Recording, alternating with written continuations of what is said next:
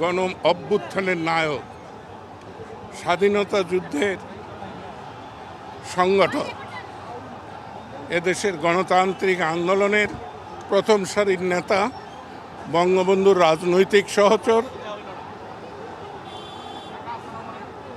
আজকে তার মহাপ্রয়াণ।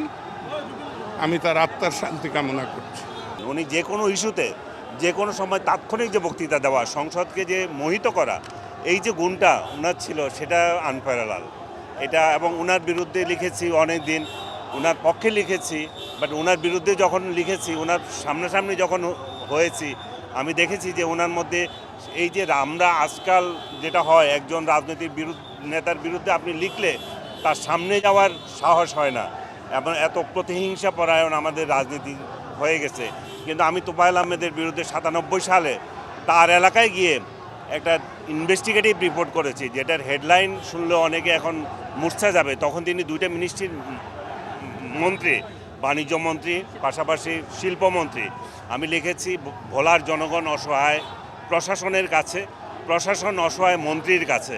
কিন্তু এটা নিয়ে নানাবিধ প্রতিক্রিয়া হয়েছে ওই সময়ে। সে স্বল্প সময় আমি বলতে পারছি না, কিন্তু আমি তার সহনশীলতা দেখেছি। তিনি আমাকে যেভাবে এটার জন্য যেভাবে আমাকে আমি বলবো যে প্রতিহিংসা দেখার নাই, সেটা আমি আজীবন মনে রাখবো।